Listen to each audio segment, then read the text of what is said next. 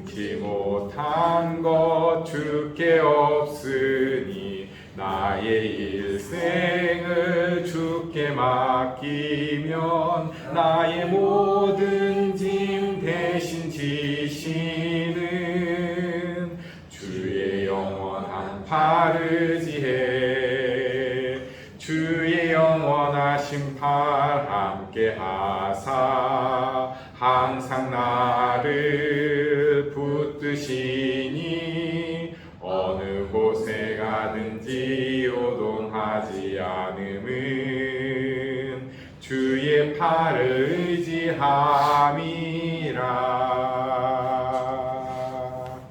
오늘은 10월 9일, 여기는 가락제 영성원입니다. 우리는 열왕기하 4장 말씀을 보겠습니다. 열왕기하 4장 말씀을 저와 교독하십니다.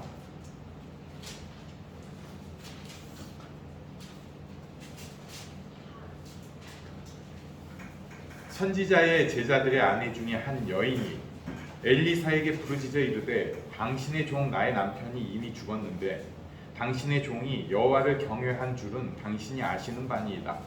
이제 빚준 사람이 와서 나의 두 아이를 데려가 그의 종을 삼고자 하나이다 하니 엘리사가 그에게 이르되 내가 너를 위하여 어떠하냐 내 집에 무엇이 있는지 내게 말하라. 그가 이르되 계집종의 집에 기름 한 그릇 외에는 아무것도 없나이다 하니 이르되 너는 밖에 나가서 모든 이웃에게 그릇을 빌리라. 빈 그릇을 빌리되 조금 빌리지 말고 너는 내 두 아들과 함께 들어가서 문을 닫고 그 모든 그릇에 기름을 부어서 차는 대로 옮겨놓으라 하니라. 여인이 물러가서 그의 두 아들과 함께 문을 닫은 후에 그들은 그릇을 그에게로 가져오고 그는 부었더니 그릇에 다 찬지라. 여인이 아들에게 이르되 또 그릇을 내게로 가져오라 하니 아들이 이르되 다른 그릇이 없나이다 하니 기름이 꼭 그쳤더라. 그 여인이 하나님의 사람에게 나아가서 말하니 그가 이르되 너는 가서 기름을 팔아 빚을 갚고 남은 것으로 너와 내 두 아들이 생활하라 하였더라.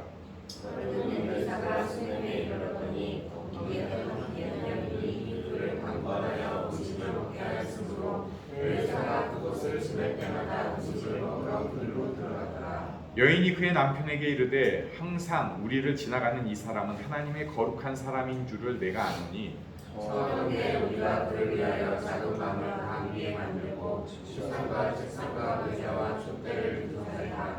그가 거기에 이르면 거기서 몸을 내라 하였더라. 하루는 엘리사가 거기에 이르러 그 방에 들어가 누웠더니 자기 사원 대사에게 이르되 이 수냄 여인을 불러오라 하니 곧 여인을 부르매 여인이 그 앞에 서지라. 엘리사가 자기 사환에게 이르되 너는 그에게 이르라. 네가 이같이 우리를 위하여 세심한 배려를 하는도다. 내가 너를 위하여 무엇을 하랴? 왕에게나 사령관에게 무슨 구할 것이 있느냐 하니 여인이 이르되 나는 내 백성 중에 거주하나이다 하니라. 엘리사가 이르되 그러면 그를 위하여 무엇을 하여야 할까 하니 야시가 대답하되 참으로 이 여인을 아들이 없고 그 남편은 늙었나이다 하니 이르되 다시 부르라 하여 부르매 여인이 문에 서니라. 엘리사가 이르되 하나님이시나 이때쯤에 내가 아들을 아느니라 하니 여인이 이르되 아니소이다. 내 주 하나님의 사람이여 당신의 계집종을 속이지 마옵소서 하니라. 여인이 과연 잉태하여 한 해가 지나 이때쯤에 엘리사가 여인에게 말한 대로 아들을 낳았더라. 그 아이가 자라매 하루는 식구들에게 나가서 그의 아버지에게 이르렀더니 그의 아버지에게 이르되 내 머리야 하는지라. 그의 아버지가 사환에게 말하여 그의 어머니에게로 데려가라 하매 곧 어머니에게로 들어갔더니 나까지 어머니의 무릎에 앉아있다가 죽은지라. 그의 어머니가 올라가서 아들을 하나님의 사람의 침상 위에 두고 문을 닫고 나와 그 남편을 불러 이르되 청하건대 서한명과 마리아 마리를 내게로 보내소서. 내가 하나님의 사람에게 달려갔다가 돌아오리라 하니 그 남편이 이르되 초하루도 아니요 안식일도 아니거늘 그대가 오늘 어찌하여 그에게 나아가고자 하느냐 하는지라. 여인이 이르되 평안을 비나이다 하니라.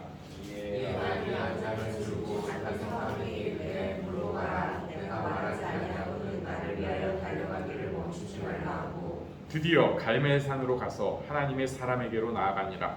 하나님의 사람이 멀리서 그를 보고 자기 사환 게하시에게 이르되 저기 수냄 여인이 있도다. 너는 올라가서 그를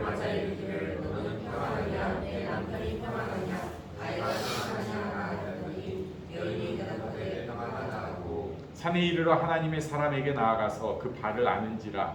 게하시가 가까이 와서 그를 물리치고자 하매 하나님의 사람이 이르되 가만두라.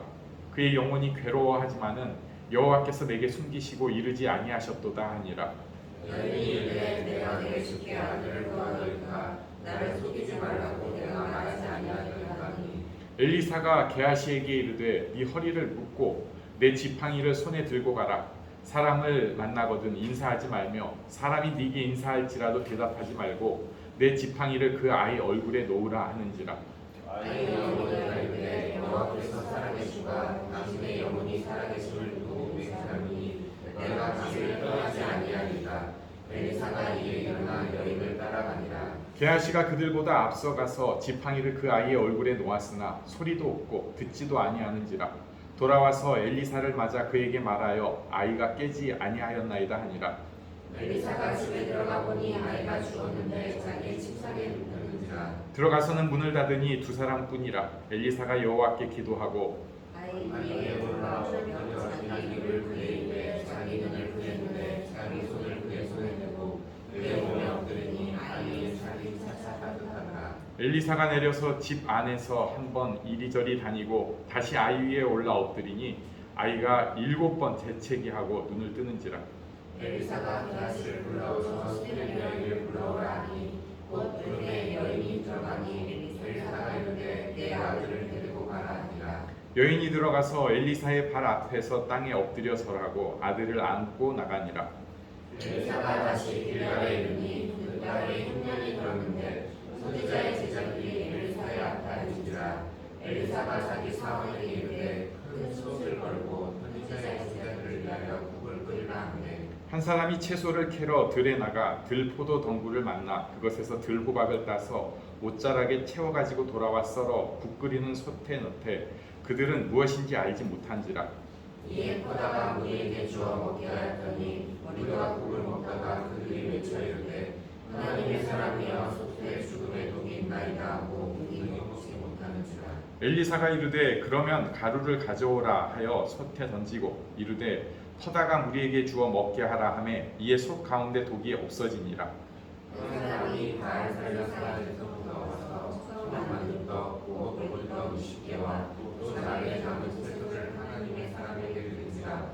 그가 이르되 우리에게 주어 먹게 하라. 그 사환이 이르되 내가 어찌 이것을 100명에게 주겠나이까 하나 엘리사는 또 이르되 무리에게 주어 먹게 하라. 여호와의 말씀이 그들이 먹고 남으리라 하셨느니라. 그가 그들 앞에 주었더니 여호와께서 말씀하신 대로 먹고 남았더라. 아멘. 열왕기하 4장 말씀입니다. 열왕기하 4장에는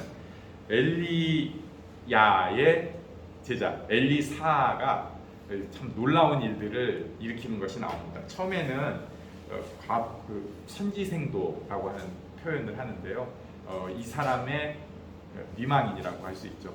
그 사람이 빚 때문에 자기 아들이 지금 종으로 잡혀가게 생겼는데 그 상황 가운데에서 엘리사가 계속해서 그릇에 기름이 막 차고 넘치게 해가지고 빚을 갚는 그런 모습이 나옵니다. 두 번째는 수넴 여인을 통해서 아이가 생기고 또 아이가 죽고 살아나는 그런 일이 있습니다. 그리고 마지막에 두 가지는 이 음식에 대한 건데 하나는 독이 없어지는 기적이고 하나는 보리떡 20개 하고 채소로 100명이 넘게 먹은 무슨 오병이어의 기적과도 같은 그런 말씀입니다. 일단 이 선지자가 이렇게 잘났다, 놀랍다 이런 것을 표현한 것이 아니고요. 하나님께서 그를 통해서 이렇게 역사하실 수 있다. 하나님께서 귀한 일을 이루실 수 있다. 하나님의 백성들에게 기적이 일어날 수 있다는 것을 보여주십니다. 그래서 우리도 이것이 지금 우리 삶에서 똑같은 방식은 아닐 거예요. 하지만 우리가 내심 포기하고 있는 일들이 하나님의 놀라운 방법으로 이루어질 수 있다는 믿음을 갖게 해줍니다. 하나님이 그렇게도 행하시는데 이렇게도 행하실 것이다. 예를 들면 영적으로 굉장히 다운되고 죽어가는 사람을 위해서 우리가 기도할 때 될까? 안 되지. 한두 해봤어? 이게 아니고요. 하나님께서 죽은 사람도 살리시는데 지금 그 영혼을 살리실 수 있다. 내 영혼에도 훈풍이 불어올 수 있다. 그의 영혼에도 훈풍이 불어올 수 있다. 이렇게 기도할 수 있는 거죠. 어느 집에 살림이 진짜 어려울 때 이게 생길 구멍이 없는데 우리가 이 재정적으로 어떻게 해야 되냐, 살려달라 이렇게 기도를 할 때 뭐 꽉 막혔는데 어떻게 하겠어요가 아니라 하나님께서 그 가운데에서도 그 집에 있는 작은 일들을 사용하셔서 크게 또 불려주실 수도 있고, 하나님께서 그 집의 어려움을 다 막아주실 수 있다는 믿음으로 지금도 기도할 수 있는 것입니다. 여러 가지로 그렇게 기도할 수 있는 중에 중간에 있는 기적을 잠깐 더 보려고 해요. 여기 보면은 이 여인이 분명히 자녀가 없는 것 때문에 이 선지자 엘리사를 대접한 게 아닐까 하는 이 심증을 두게 합니다. 그러니까 그때 당시에는 자녀가 정말 굉장히 그 귀한 존재였는데, 자녀가 없는 집에서 엘리사를 위해서 방을 하나 만들고, 그러니까 지금 여기 뭐 익투스나 수국 그런 느낌인 것 같아요. 방 만들고 거기다가 침상 두고 뭐 준비를 딱 해놓고 엘리사가 거기에서 이제 거할 수 있게 해주니까, 엘리사가 자기 종을 통해서 묻고 여인에게도 묻고, 엘리사가 이제 왕궁에도 선이 있잖아요. 그러니까 네가 무슨 사업 때문에 뭐 이런 거 해주랴? 뭐 이런 느낌으로 물으니까, 저는 그냥 백성들 속에서 살 겁니다. 욕심 없습니다. 그러니까 네가 애가 없구나.